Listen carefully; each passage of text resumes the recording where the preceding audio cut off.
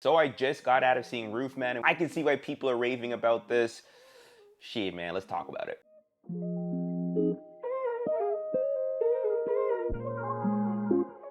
Roofman, starring Channing Tatum and Kirsten Dunst, is based on a true story, and for someone who didn't know what this story was about, well, maybe I heard about it, but it happened in 2000, so I was about 5 years old, so there was absolutely no way I was gonna even remember. I was trying to figure out when the events of this film took place, and then I saw Blockbuster and was like, all right, early 2000s. So Jeffrey Manchester, the man labeled as the Roof Man and whom Channing Tatum was playing, robbed about 40 to 60 McDonald's, Burger Kings, and Blockbusters. Probably more stores, but the movie focused on him targeting McDonald's, but he was really only doing that to give his daughter and his twin sons a better life. But you know how karma does her thing. He was captured, then he escaped and was ending up living in a Toys R Us for months. Changed his name, his identity, and during that time he met a woman named Leigh, played by Kirsten Dunst, and they hit it off. But obviously she didn't know who he truly was, or maybe she did, not my business, but the film focuses on their connection and how Jeffrey really just wanted to do things right for a change, but he ended up continuously doing things wrong. Like, the man is a genius, and that's where my annoyance for this film starts taking place. The film was really great.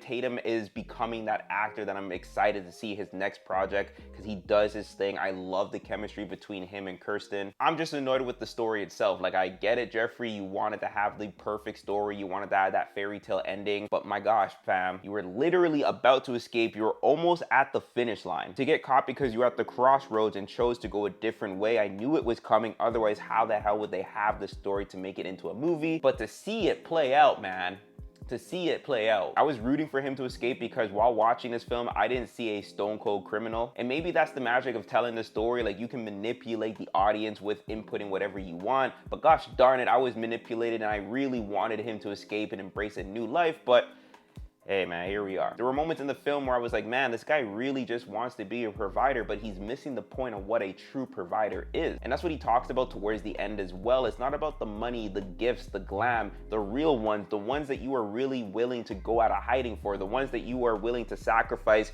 your whole freedom for. They just want your time, they want your attention. I mean, unless you're his ex, she wanted the gifts and the glam and the whatnot, but you know, it's not about her, it's about Leigh. So if there's anything to get out of this film, yes, robbery is wrong, doesn't matter for the reason, but to also understand what you were fighting for, because from what I saw, Jeffrey Manchester, the man labeled as the Roof Man, didn't need to do what he did, but he did it because he was in love. And Leigh was willing to ride it out with him because he was providing her and her kids the passion that her ex-husband just wasn't. And it's crazy that this movie actually has me talking so much about the themes and what this film actually means, and not so much about the film itself. And in my opinion, the film was great. I loved it, but I'm curious, have you seen it? And if you have, what did you think of it? And yeah, that's about it.